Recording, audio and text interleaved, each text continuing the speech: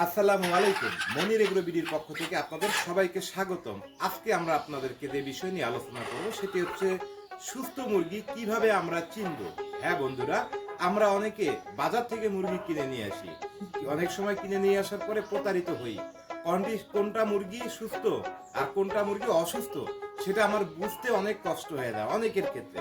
তাই বাড়িতে নিয়ে আসার পরে একটা মুরগি যখন আমরা অন্য মুরগির সঙ্গে ছেড়ে দেই বা বাড়িতে নিয়ে যখন দুদিন পরে আমাদের মুরগি মারা যায় অথবা অসুস্থ বেশি হয়ে যায়, তখন জবাই ছাড়া আর কোনো বুদ্ধি থাকে না। তাই আজকে আমি আপনাদের পরীক্ষিত ভিডিওটি দেখাবো। যারা নতুন মুরগি সম্পর্কে এখনো অভিজ্ঞতা কম, তারা সম্পূর্ণ আমার এই ভিডিওটি দেখুন, তাহলে সুস্থ মুরগি চেনা আপনাদের অনেক সহজ হবে। বন্ধুরা, আমার হাতে একটা দেখতে পাচ্ছেন দেশি মুরগি। এই দেশি মুরগিটা, এটা আমরা কিভাবে বুঝবো যে সুস্থ মুরগি? এই যে মুরগিটা দেখবেন, এই যে ঝুঁটি, এই ঝুঁটিটা থাকবে, প্রধান লক্ষণগুলো বলতেছি। এটা হচ্ছে লাল টকটকে থাকবে, এই যে লাল, এই মুরগিটার ঝুঁটিটা লাল। যদি মুরগিটা অসুস্থ হতো তাহলে মুরগিটার এই মইলটা কালো বর্ণের দেখাতো, হালকা কালো কালো হয়ে যেত। এটা একটা লক্ষণ। দ্বিতীয় একটা লক্ষণ, এই যে মুরগিটাকে আমরা যখন হাত দিয়ে ধরবো, এই যে নাক চিপলে হাতের মধ্যে পানি বের হবে, কিন্তু এই মুরগিটা সুস্থ, এই জন্য কোনো পানি বের হচ্ছে না, কারণ এই মুরগির কোনো ঠান্ডা জনিত সমস্যা নাই। এটা হচ্ছে দ্বিতীয়।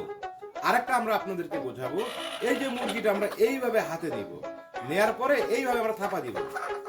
এইভাবে থাপা দিলে মুরগিটা ককত শব্দ করবে। এই যে, যদি অসুস্থ মুরগি হয় কোনো শব্দই করবে না, আর এই মুরগি কতকত শব্দ করবে। আর এই মুরগিটা পেটে ডিম আছে, এই জন্য পাখাটা ছেড়ে দিচ্ছে, যে ডিমের মধ্যে যেন আঘাত না লাগে।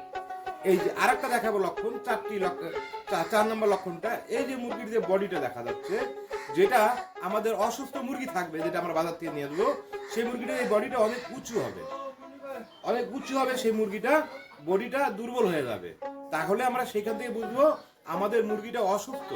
আরেকটা যেটা প্রধান লক্ষণ, সেটা এই যে মুরগিদের যে আমাদের মলদার, এই যে মুরগির মলদার, এটা পরিষ্কার স্বচ্ছ ক্লিয়ার দেখাবে। আর যেটা অসুস্থ মুরগি, সেই মুরগিটার মলদারের মধ্যে পায়খানা লেগে থাকবে, এই আনাচে কানাচে পায়খানা লেগে থাকবে, পশমের মধ্যে পায়খানা লেগে থাকবে। তাহলে আমাদের বুঝতে হবে এই মুরগিটার চুনা পায়খানা অথবা রানীক্ষেতের সমস্যা আছে, এই মুরগিটা আমাদের নেওয়া যাবে না। আমরা এই ভুলগুলো করে থাকি, যে বাজার থেকে সুস্থ মুরগি আমরা চিনতে পারি না।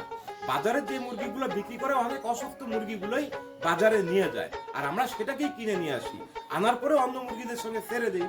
তো এই মুরগিটাও আমার অসুস্থ, ছেড়ে দেওয়ার পরে ভাইরাস সংক্রমণে আমার বাকি মুরগিগুলো অসুস্থ হয়ে যায়।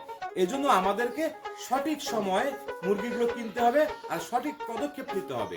বাজার থেকে মুরগি কিনে নিয়ে এসেই আমরা ছেড়ে দিব না, আমরা মুরগিটাকে হোম কোয়ারেন্টাইনে রেখে দিব 2 দিন 3 দিন।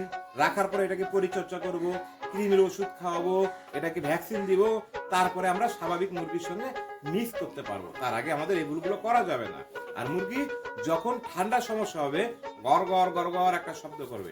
এই মুরগির শব্দটা কিন্তু স্বচ্ছ, কক কক কক কক মুরগি। এইটা একটা সুস্থ মুরগির চেনার প্রধান বৈশিষ্ট্য। আর মুরগির আদার, এই যে ঘ্যাকের মধ্যে দেখবেন খাবার থলিটায় মুরগিটা ঠিকভাবে খাবার খাইছে কিনা।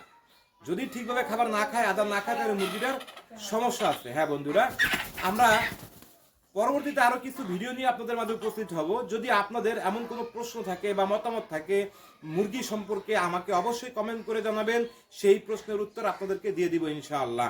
আর পরবর্তীতে কোন ধরনের ভিডিওটা আপনার চাই, সেই ভিডিওটা আমাকে বলবেন, সেই ধরনের মুরগির ভিডিও নিয়ে আপনাদের মাঝে উপস্থিত হব। সেই পর্যন্ত ভালো থাকবেন, আজকের মতো বিদায়। আসসালামু আলাইকুম। মনির এগ্রো বিডি, লালমনিরহাট। ভালো সুস্থ থাকবেন।